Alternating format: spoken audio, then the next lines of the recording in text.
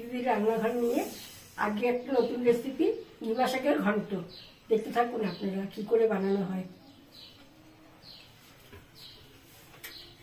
GiMA শাক ঘন্ট বানানোর জন্য লাগবে গিমা শাক ভালো করে বেছে ধুয়ে আমরা রেখেছি। তার সাথে লাগবে বেগুন আর আলু।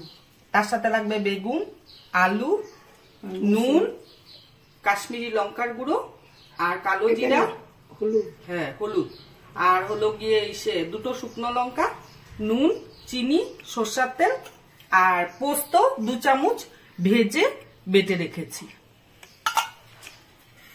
এবার পাশে থাকুন, দেখতে থাকুন আমরা কিভাবে গিমা শাকের ঘন্ট করি। এটা গরম হয়ে গেছে, এখন কড়াইতে আমি তেল দিব। 1 চামচ, 2 চামচ, 3, 4।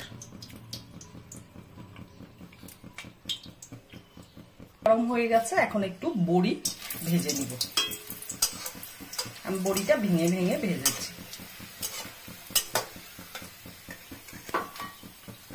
বেগুনটা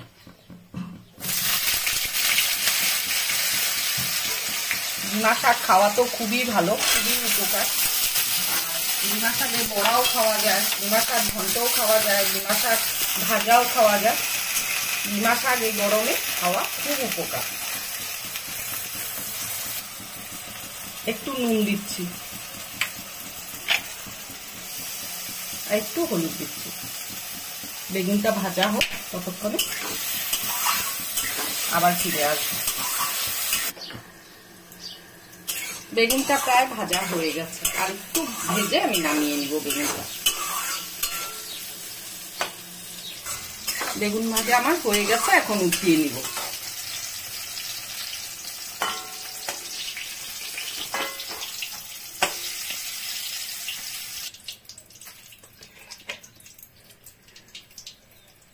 আর 1 চামচ থেকে 1.5 চামচ তেল দিলাম।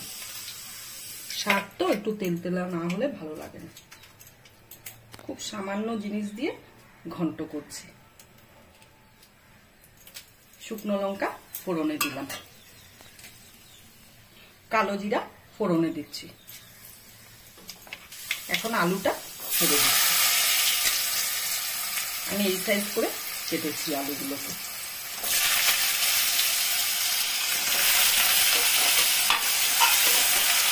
ভাজা হয়ে গেছে, এখন আমি গিমে শাকটা দিয়ে দিব কড়াইতে।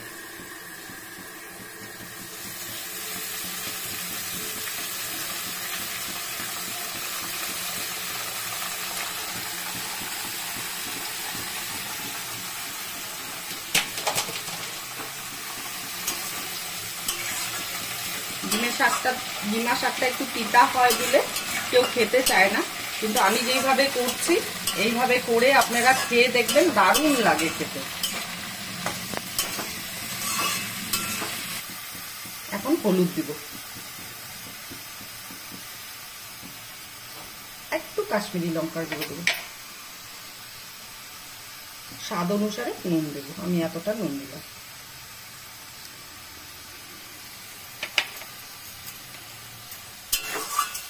কতটুকু হয়ে গেল দেখো, দেখলা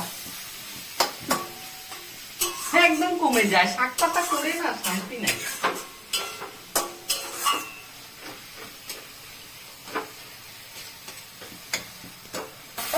ভাজা হয়ে গেছে, দেখুন তেল ছেড়ে দিয়েছে। শাকটা মজে এক ছিটা হয়ে গেছে। 1 চামচ করে আমাদের এতগুলো লোকের ভাগে পড়বে। বলে না একটু হলেও হবে, গিমা শাক বেশি লাগে না।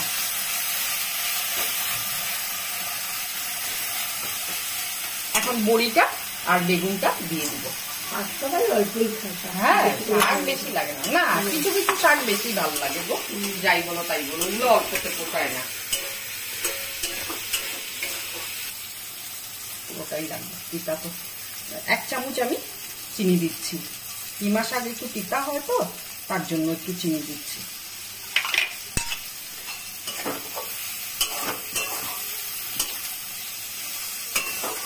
এখন এই পোস্তটা যে বাটা ছিল সেই বাটাটা আমি দিয়ে দিচ্ছি। এটা দিয়ে বেশিক্ষণ রাখা যাবে না, নামিয়ে নিতে হবে। একটু জাস্ট আমি ঢাকা দিব, দিয়ে একটু জলটা টেনে নিলে আমি নামিয়ে নিব শাকটা। দারুণ একটা গন্ধ বেরোবে, পোস্ত বেটে দিলে না দারুণ গন্ধ বেরোবে বলো। কাঁচা পোস্তর একটা আলাদা গন্ধ আর ভাজা পোস্তর একটা আলাদা গন্ধ।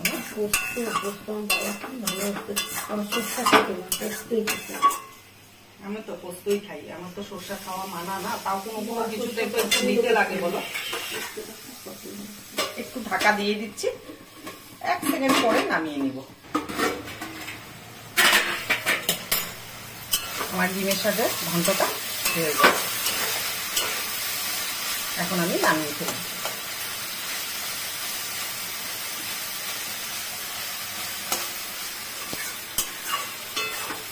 ডিমের শাকটা হয়ে গেছে, এবার আমি নামিয়ে নিচ্ছি। ডিমা শাকের ঘন্ট এটা।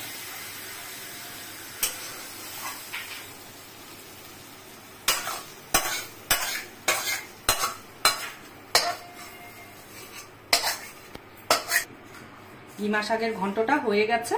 এইভাবেই আপনারা করে খেয়ে আমাকে জানাবেন কেমন লাগে খেতে। আমি বললাম দারুণ লাগে, আপনারা খেয়ে দেখবেন। আর এই গরমে হলো পারফেক্ট খাবার, এই এত গরম বলার মতো না। এখন পাতলা পাতলা খাবারই, হালকা পাতলা খাবারই খেতে লাগবে। যদি আপনারা ফেসবুক থেকে দেখেন তাহলে ফলো করবেন, লাইক করবেন, কমেন্ট করবেন, শেয়ার করবেন। আর ইউটিউব থেকে দেখলে পরে সাবস্ক্রাইব করবেন আর পাশে দেওয়া বেল আইকনটা প্রেস করবেন। তো প্লিজ প্লিজ আপনারা আমাদের ভিডিওগুলো দেখবেন আর আমাদের পাশে থাকবেন এইভাবে। তো আজকের জন্য ভিডিওটা এখানেই শেষ। টাটা।